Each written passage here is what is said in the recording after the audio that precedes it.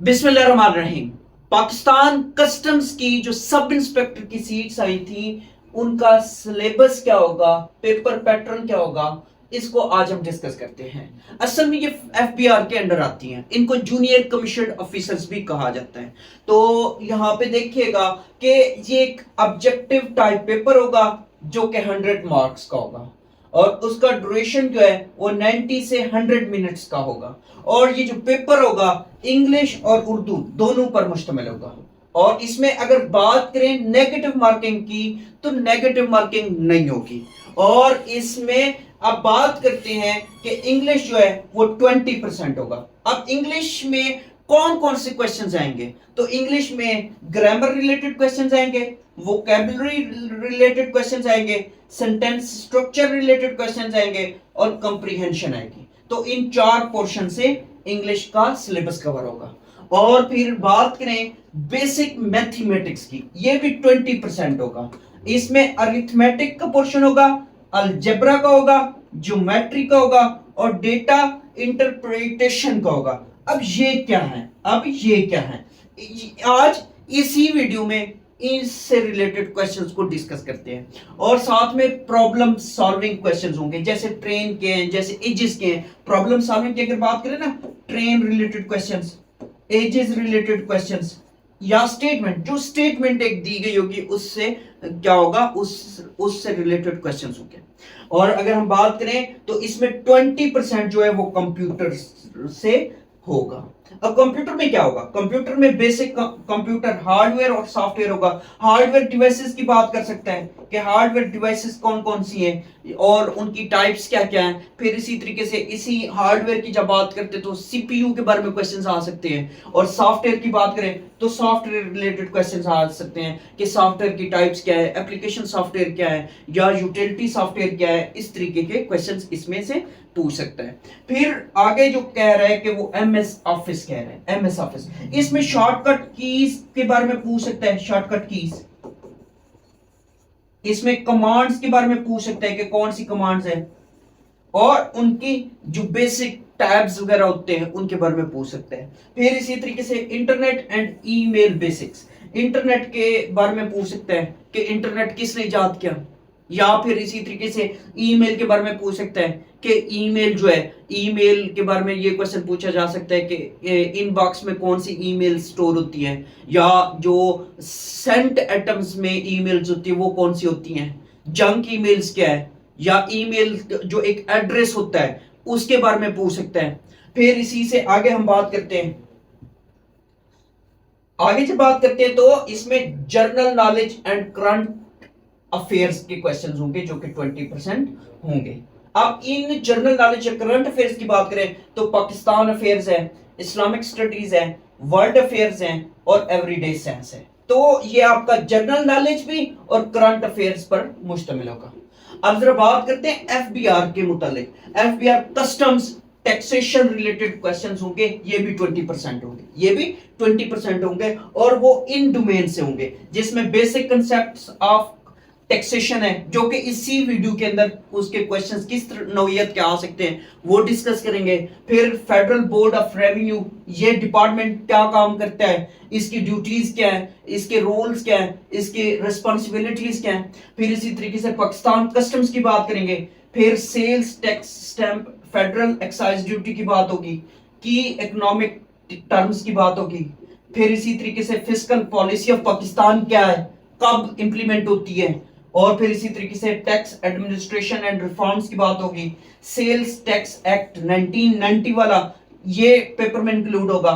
फिर federal excise act 2005 का, फिर इनकम टैक्स ऑर्डिनेंस 2001 का, फिर बेसिक कंसेप्ट्स ऑफ ऑडिट और इसी तरीके से अकाउंटिंग, ऑडिटिंग एंड अकाउंटिंग इससे रिलेटेड होंगे। फिर फाइनेंशियल मैनेजमेंट बेसिक्स होगी। तो ये पूरा क्या है, सिलेबस है इनसे।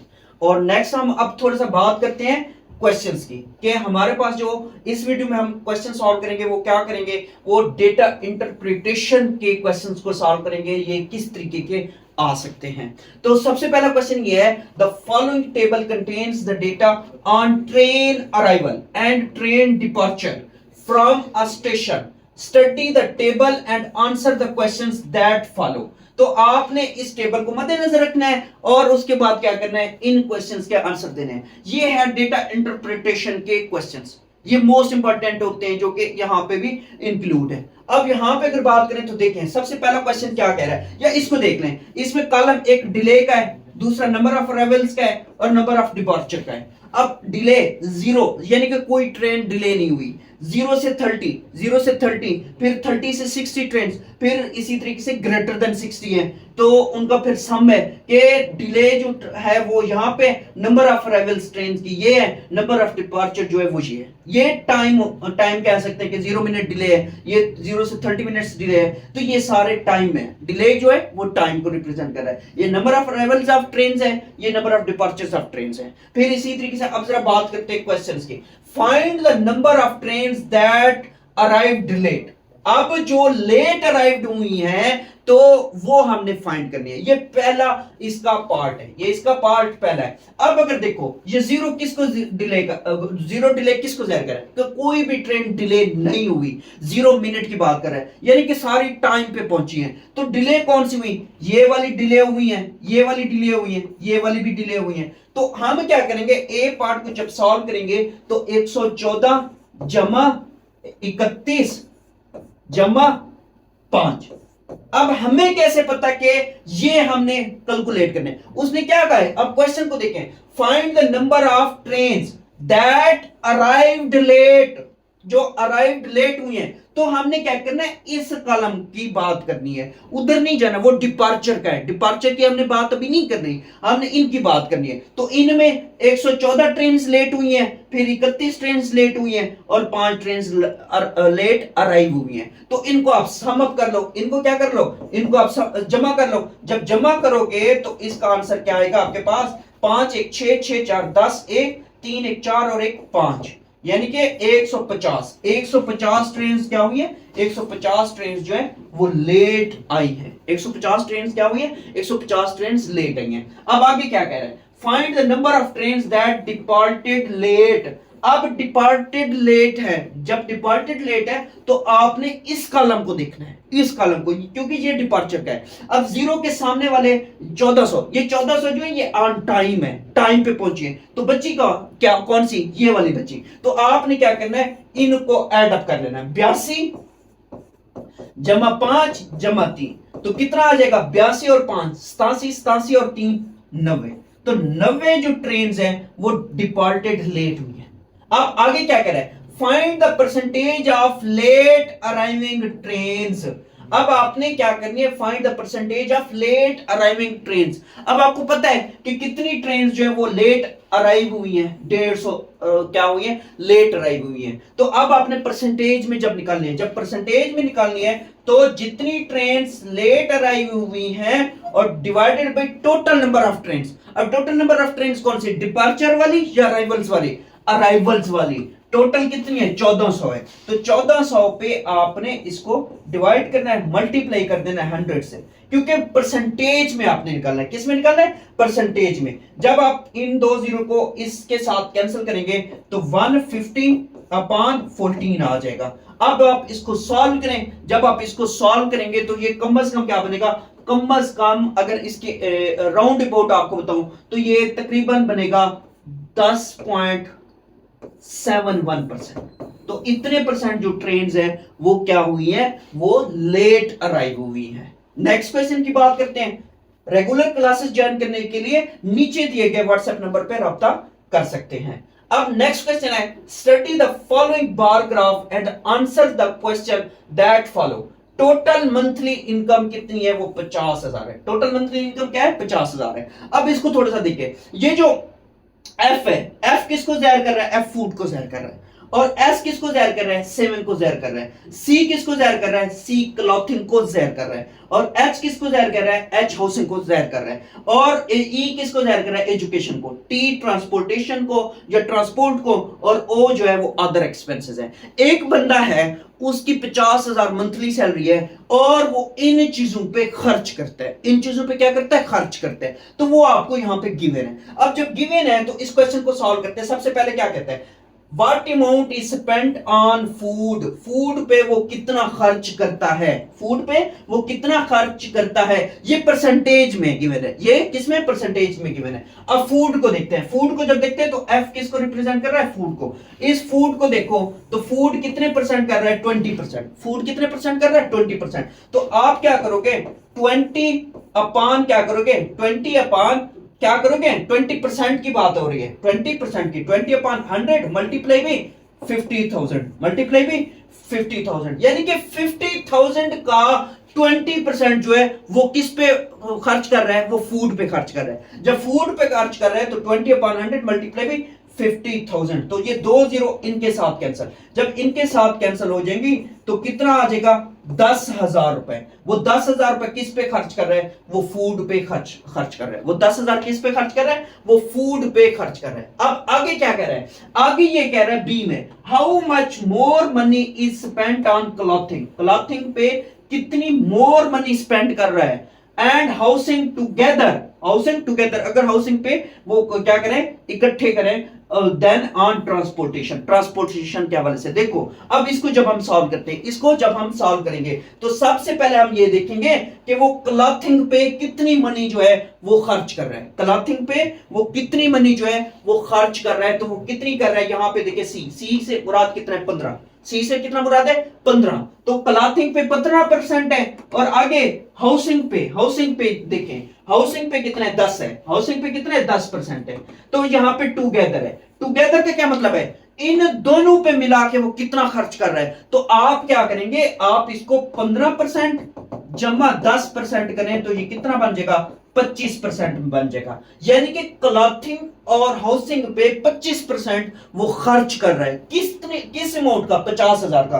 तो आप 25% निकालो, किसका 25% निकालोगे, पहले किसका, 50,000 का, 50,000 का, 50,000 का 25% निकालो तो ये कितना आ जाएगा, ये आ जाएगा आपके पास 25 को 5 से मल्टीप्लाई करें तो 125 आता है, यानी कि 12,500 वो क्या कर रहा है, इन पे खर्च कर रहा है, इन दोनों चीजों पे। अब आगे चलते हैं, ऑन ट्रांसपोर्टेशन, ट्रांसपोर्टेशन पे कितना कर रहा है, ट्रांसपोर्टेशन पे वो कितना कर रहा है, 20% कर रहा है, ट्रांसपोर्टेशन पे कितना कर रहा है, 20% कर रहा है। तो 20% निकालो किसका, ट्रांसपोर्टेशन का, किसका, ट्रांसपोर्टेशन का। जब ट्रांसपोर्टेशन का 20% निकालोगे तो वो कितना आ जाएगा, वो 10,000 आ जाएगा। अब यहां पे दोबारा स्टेटमेंट को आप पढ़ो, दोबारा स्टेटमेंट में वो क्या कह रहा है, how much more money is spent, यानी कि more money is spent on clothing and housing together, इन दोनों पे वो कितनी ज्यादा मनी जो है वो खर्च कर रहा है देन ऑन ट्रांसपोर्टेशन, ट्रांसपोर्टेशन के से ज्यादा। तो यहां पे देखो 12,500 माइनस कर दो 10,000, माइनस कर दो 10,000 तो कितना आ जाएगा, यहां पे 2,500 रुपए, यानी कि वो 2,500 रुपए ज्यादा खर्च कर रहा है ट्रांसपोर्टेशन की निस्बत, इन दोनों पे, इन दोनों पे। अब आगे बात करते हैं, आगे क्या कह रहा है, what percent of the amount on food is spent as amount on education, यानी कि वो फूड और एजुकेशन पे कितनी मनी जो है वो खर्च कर रहा है। तो यहां पे देखो, इसको जब हम बात करते हैं, देखो फूड पे कितनी है, फूड पे 20% है, फूड पे कितनी है, 20% है, is spent as amount on education. अब एजुकेशन पे कितनी कर रहा है, एजुकेशन पे 5% कर रहा है, एजुकेशन पे कितनी कर रहा है, एजुकेशन पे 5% कर रहा है, कितनी कर रहा है, 5% कर रहा है। What percent of amount on food is spent as amount on education, education पे वो कितने परसेंट अमाउंट क्या कर रहा है, खर्च कर रहा है। तो इनका आपने परसेंटेज निकालना है, कैसे, अब आपने देखना है कि 5% को 20% के साथ कैसे कंपेयर करना है, क्योंकि वो क्या कह रहा है, what percent of amount on food is spend as amount on education. तो आप एजुकेशन की अमाउंट को ऊपर लिखोगे 5% डिवाइडेड बाई 20% किसका करोगे, 20% करोगे फूड का, और इसको परसेंटेज से निकालना है। जब परसेंटेज से निकालना है तो मल्टीप्लाई भी 100 करेंगे, ये परसेंटेज इस परसेंटेज के साथ कैंसिल हो जाएगी। अगर ऐसे भी नहीं करना तो देखो मैं दोबारा समझा देता हूं, ये 5% डिवाइडेड बाई 20% मल्टीप्लाई भी 100।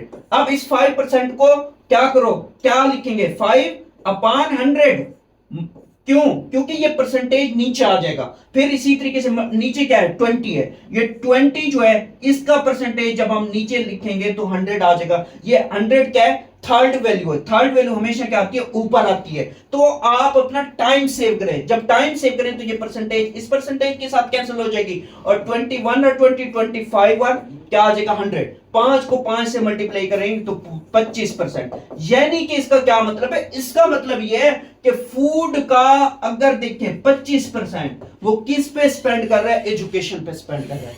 फूड का 25% किस पे स्पेंड कर रहा है? एजुकेशन पे स्पेंड कर रहे हैं। यही इसका आंसर बनता है, यही इसका आंसर बनता है। नेक्स्ट क्वेश्चन की बात करते हैं।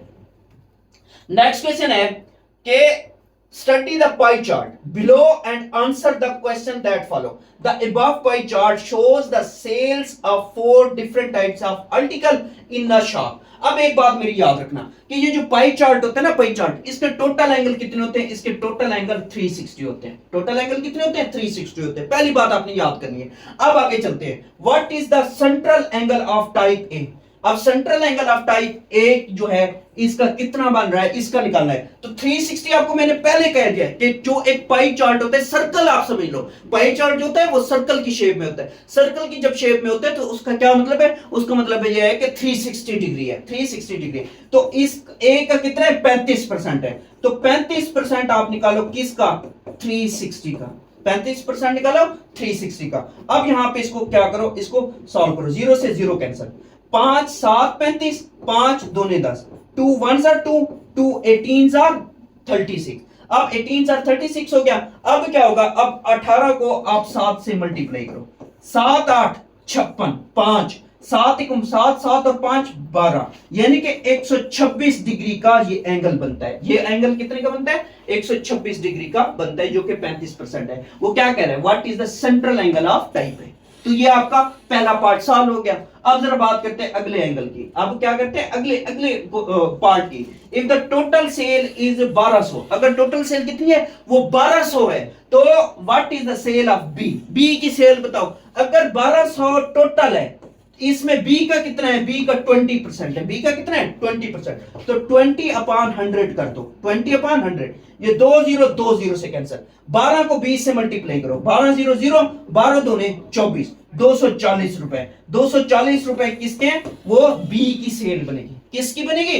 किसकी बनेगी? 240 वो बी की बनेगी। किसकी बनेगी? बी की। अब आगे बात करते हैं। जब आगे बात करते हैं वो क्या कह रहे हैं? What is the difference between the central angle of C and D? C और डी का डिफरेंस बताना है। सी माइनस डी करना है। सी माइनस डी। अब सी कितना है? सी 40% है, माइनस डी कितना है? डी जो है वो 5% है। डी कितना है? वो 5% है। 40 में से 5 गया, कितना आया? 35% आया। कितना आया? 35% आया। अब आपने यहां पे इसको क्या करना है? जब 35% आया, 35% किसका? 360 का। 35% किसका? 360 का। तो हम 360 की बात करेंगे। या इसको आप ऐसे करो, देखो मैं बताता हूं आपको, मैं आपको बताता हूं। आपने डिफरेंस करना है किसका? सी और डी का। आप क्या करो? पहले 40% निकालो। 40/100 इंटू 360 और माइनस कर दो किसका? डी का। डी का कितना है? 5% है। 5/100 इंटू 360। अब उसको भी देख लो जो वो मैं कर रहा था। 40% माइनस 5% कितना आया? 35%। अब इस 35% को क्या करो? 35% निकालो किसका? 360 का। 35% निकालो किसका? 360 का। आंसर सेम आएगा। आंसर क्या आएगा? आंसर सेम आएगा। कैसे? देखो, ये 0 इस 0 से कैंसिल, ये 0 इस 0 से कैंसिल। 4 को 36 से मल्टीप्लाई करो। 4 6 24, 2 4 3 12, 12 और 2 कितना होता है? 14 होता है। 4 6 24, 2 4 3 12, 12 और 2 14, माइनस ये 0 इससे कैंसिल। 5 1 5, 5 2 10, 2 1 2, 2 18 36। अब यहां पे 18 माइनस कर दो। 18 माइनस कर दो तो कितना आएगा? 126 आएगा। कितना आएगा? 126 आएगा। यानी कि एंगल है तो 126 डिग्री। अब इसका निकालो। ये 0 इससे कैंसिल। 5 7 35, 5 दूने 10, 2 1 2, 2 18 36। 18 को जब 7 से मल्टीप्लाई करेंगे तो कितना आता है? 126 एंगल आता है, जो कि ये वाला जो हमने पहले मतलब वो किया था हमने सॉल्व किया था। तो मतलब अब देखो, इस तरीके से करो आपकी मर्जी, इस तरीके से करो आपकी मर्जी, तो आंसर सेम आएगा। आंसर क्या आएगा? आंसर सेम आएगा। नेक्स्ट क्वेश्चन की बात करते हैं।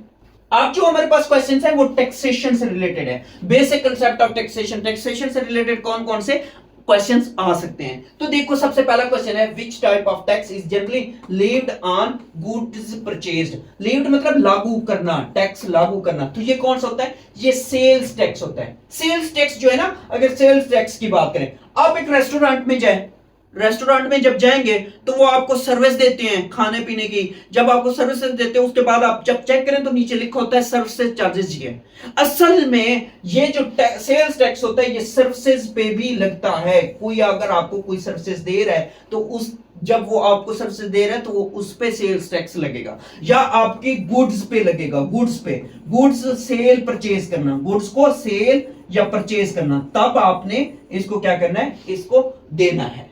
अब यहां पे स्टेट टैक्स क्या है? ये जो आप प्रॉपर्टी की बात करते हैं, प्रॉपर्टी की, प्रॉपर्टी जब आप सेल परचेज करते हैं तो उस टाइम आप स्टेट टैक्स भी देते हैं। स्टेट टैक्स की अगर मैं बात करूं ना तो मोस्टली प्रोविंशियल लेवल पे भी दिया जाता है। और इसी तरीके से इनकम टैक्स है। इनकम टैक्स कौन सा है?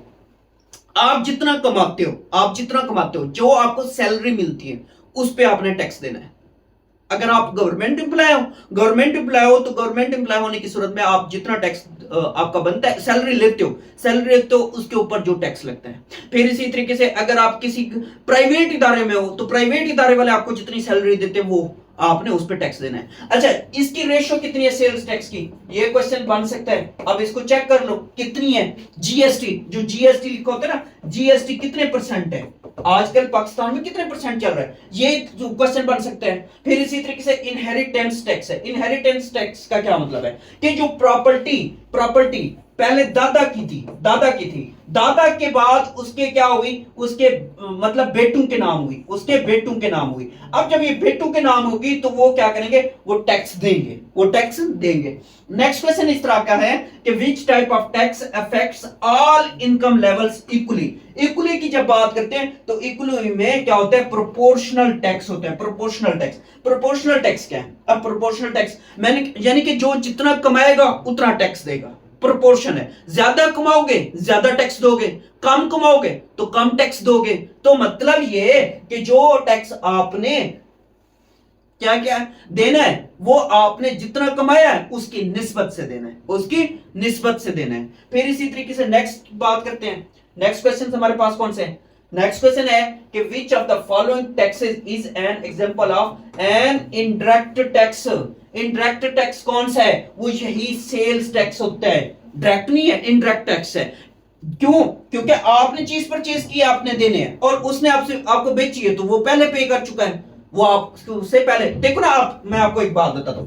आप सोप लेने जाते हो किसी भी शॉप से, किसी भी शॉप से आप सोप लेने जाते हो, ये शॉप वाला जब इस सोप को लेके बैठा है तो वो ऑलरेडी टैक्स पे करके बैठा है, वही जीएसटी। जो कि आप जब शॉप वाले से लोगे सोप तो आपने शॉप वाले को क्या करना है? शॉप वाले को पैसे देने हैं। तो ये एक इनडायरेक्ट टैक्स है। प्रॉपर्टी टैक्स जो है ये इनडायरेक्ट टैक्स नहीं है। कैपिटल गेन टैक्स जो है ये इनडायरेक्ट टैक्स नहीं है। इनकम टैक्स जो है ये इनडायरेक्ट टैक्स नहीं है, ये डायरेक्ट टैक्स की मिसाल है। फिर इसी तरीके से नेक्स्ट है कि which principle of taxation ensures fairness in the distribution of tax burdens. तो ये इक्विटी होती है। इक्विटी ये टर्म क्या कहलाती है? ये इक्विटी टर्म कहलाती है। The principle of taxation ensure fairness in the distribution of tax burdens, तो ये इक्विटी कहलाती है। नेक्स्ट क्वेश्चन की बात करते हैं। नेक्स्ट क्वेश्चन है what is an excise tax. Excise tax क्या होता है? टिपिकली लीव्ड ऑन, जो ज्यादातर क्या किया जाता है, जो ज्यादातर लागू किया जाता है, लिया जाता है, तो वो किस से लिया जाता है? स्पेसिफिक गुड्स, लाइक वो वाले गुड्स जो कि अल्कोहल है या तंबाकू है, तंबाकू है। इसके अलावा और भी हैं, इसके अलावा और भी हैं, जैसे फ्यूल है, जैसे फ्यूल है, फ्यूल पे भी आप एक्साइज टैक्स देते हो। फिर इसी तरीके से अगर आप एयरलाइन टिकट्स परचेज करते हो, एयरलाइन टिकट्स पर भी आप ये टैक्स देते हो, एयरलाइन टिकट्स पर भी आप ये टैक्स दे रहे होते हो। इसके अलावा और कौन सा है? इसके अलावा अगर मैं बात करूं, हैवी ट्रक्स हैं, हैवी ट्रक्स हैं, हैवी ट्रक्स जब आप परचेज करते हो तो उस पे आप एक्साइज टैक्स देते हो। फिर इसी तरीके से टायर्स हैं, जो टायर्स चाहे मोटरसाइकिल के हैं, चाहे बाइक्स के हैं, बाइक के अलावा जो हैवी बाइक्स हैं उनकी बात कर रहा हूं, चाहे अगर बात करूं हाईएस्ट की हैं, कार्स के हैं, किसी भी तरह के टायर्स हैं, उस पे भी टैक्स आपने देना ही देना है। फिर इसी तरीके से अगर बात करें तो इसका राइट ऑप्शन एक्साइज टैक्स कौन सा है, ये सारे एक्साइज टैक्स में जाते हैं। जबकि इनकम फ्रॉम वेजेस ये तो इनकम टैक्स में चला जाएगा, और transfer of property estate tax में चला जाएगा, एस्टेट में या इनहेरिटेंस उसमें चला जाएगा, क्योंकि एस्टेट टैक्स और इनहेरिटेंस दोनों सेम है। और इसी तरीके से बिजनेस प्रॉफिट जो है वो एक और उसमें चला जाता है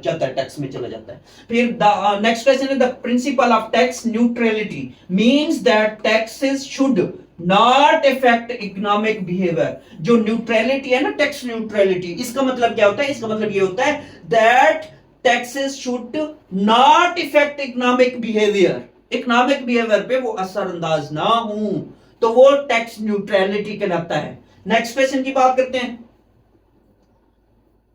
नेक्स्ट क्वेश्चन है, व्हाट डज द एफबीआर, अब ये फेडरल बोर्ड ऑफ रेवेन्यू से रिलेटेड क्वेश्चन है। What does the FBR use to monitor and enforce tax compliances. तो इसका मतलब ये होता है एनुअल इनकम रिपोर्ट्स, ये जितना भी एनुअल इनकम रिपोर्ट्स होती हैं उनके ऊपर क्या होता है, मॉनिटर कर रहा होता है कि कितनी आमदन आई है और कहां का खर्च की है। फिर यहां पे देखो ना, टैक्स एमनेस्टी स्कीम में नहीं आता। फिर इंटरनेशनल फाइनेंशियल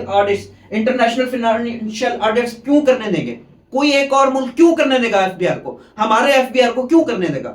फिर इसी तरीके से national database of tax defaulter, ये भी नहीं है। तो एनुअल इनकम रिपोर्ट जो है ये क्या करता है, FBR use to monitor and enforce tax compliances, ये इनको मॉनिटर करता है और फिर इनके ऊपर टैक्स लगाता है। नेक्स्ट है, which of the following is the role of the FBR in ensuring tax complaints. तो इसका क्या मतलब होता है, इसका मतलब ये होता है टैक्स ऑडिट्स एंड असेसमेंट। उनका काम ये नहीं है कि वो रनिंग फाइनेंशियल इंस्टीट्यूशंस चलाए, वो किसी फाइनेंशियल इंस्टीट्यूशंस को चलाए। एफबीआर का कभी आपने सुना है कि वो स्टेट बैंक को चला रहा हो, कभी सुना है कि वो किसी और बैंक को चला रहा हो, फाइनेंशियल इंस्टीट्यूशन को? नहीं, उसका ये काम नहीं है। फिर इसी तरीके से प्रोवाइडिंग लोन्स टू बिजनेस, कभी आपने देखा है कि एफबीआर लोन दे रहा है, किसी बिजनेसमैन को लोन दिया? नहीं, उसका ये काम भी नहीं है। फिर इसी तरीके से offering tax incentives to multinational corporations, कभी आपने देखा है कि मल्टीनेशनल कॉर्पोरेशंस को वो इंसेंटिव दे रहा हूं? नहीं, तो ये भी इसका ऑप्शन नहीं बनता। तो क्या ऑप्शन बनता है, टैक्स के ऑडिट्स करना और उनकी असेसमेंट करना, असल में यही काम है एनुअल इनकम रिपोर्ट्स। फिर नेक्स्ट क्वेश्चन हमारे पास कौन सा है, नेक्स्ट क्वेश्चन है, which of the following taxes is not directly managed by the FBR। FBR directly नहीं ले रहा, उसकी बात कर रहे हैं, तो वो कौन सा एग्रीकल्चर टैक्स है, एग्रीकल्चर टैक्स ये नहीं ले सकता डायरेक्टली। अब यहाँ पे देखो सेल्स टैक्स, ये इनडायरेक्टली है, जो कि ऑलरेडी हमने देखा है, पीछे पढ़ के हैं। फिर इसी तरीके से कॉर्पोरेट टैक्स है। कॉर्पोरेट टैक्स क्या होता है, कॉर्पोरेट टैक्स की बात करूं ना, ये जो स्मॉल बिजनेसेस होते हैं, स्मॉल बिजनेसेस, इन पे जो टैक्स लगाया जाता है, या जो आपका ये बैंकिंग सेक्टर, इन पे जो टैक्स लगता है वो कॉर्पोरेट क्या कहलाता है, कॉर्पोरेट टैक्स कहलाता है। और इनकम टैक्स ये भी आपका क्या है, इनकम के ऊपर लगता है। फिर इसी तरीके से आगे बात करते हैं, विच of the following taxes does the FBR collect from individual से जो कलेक्ट करता है, इंडिविजुअल से। लैंड टैक्स नहीं, प्रॉपर्टी टैक्स भी नहीं, इनकम टैक्स, क्योंकि इनकम जो होती है हर बंदे की अपनी होती है, इंडिविजुअली होती है। तो इंडिविजुअल टैक्स क्या है, जो कि इंडिविजुअली मतलब वो कलेक्ट करता है, वो इनकम टैक्स होता है, इनकम टैक्स। नेक्स्ट क्वेश्चन की बात करते हैं। नेक्स्ट क्वेश्चन है, who heads the federal board of revenue. FBR को हेड कौन करता है, तो वो फाइनेंस मिनिस्टर नहीं करता, प्रेसिडेंट ऑफ पाकिस्तान भी नहीं करता, प्राइम मिनिस्टर ऑफ पाकिस्तान भी नहीं करता, एफबीआर का चेयरमैन होता है। एफबीआर का कौन होता है, एफबीआर का चेयरमैन होता है, जो कि उसको रन कर रहा होता है, उसको क्या कर रहा होता है, हेड कर रहा होता है। फिर नेक्स्ट है कि विच of the following taxes is collected by FBR. FBR कौन सा टैक्स लेता है, म्यूनिसिपल टैक्स जो है ये आपकी टाउन कमेटीज वगैरह लेते हैं, तो ये टैक्स नहीं लेता एफबीआर। फिर एजुकेशन टैक्स भी आपका एफबीआर कलेक्ट नहीं करता। तो इनकम टैक्स एक तो ये करता है। फिर प्रोवेंशनल सेल्स टैक्स नहीं करता, वो जीएसटी करता है, जनरल सेल्स टैक्स। अगर यहाँ पे जनरल सेल्स टैक्स होता तो हम उसको ठीक करते हैं। सूबाई लेवल पे वो सूबाई सेल्स टैक्स नहीं करता, ये सूबों के अपनी सवाबदीद पे होता है कि वो उन्होंने सूबे में सेल्स टैक्स लगाना है कि नहीं लगाना, तो वो नहीं कलेक्ट करता। तो कौन सा फिर राइट ऑप्शन बनता है? इनकम टैक्स इसका राइट ऑप्शन बनता है। नेक्स्ट क्वेश्चन की बात करते हैं। नेक्स्ट है, अब आपका फेडरल बोर्ड ऑफ रेवेन्यू से ही रिलेटेड क्वेश्चन है। Which department falls under the federal board of revenue? Federal board of revenue के अंडर कौन सा डिपार्टमेंट आता है? जैसे कि मैंने जब शुरू में कहा था कि एफबीआर के अंडर कस्टम डिपार्टमेंट आता है, तो कस्टम डिपार्टमेंट इसका राइट ऑप्शन बनता है। पाकिस्तान इंटरनेशनल एयरलाइन इसके अंडर नहीं आता। State bank of Pakistan already बता चुका हूं, इसके अंडर नहीं आता। फिर इसी तरीके से national database and registration authority NADRA भी इसके अंडर नहीं आता। तो कौन सा आता है? कस्टम डिपार्टमेंट आता है, जिसका आपने पेपर देना है।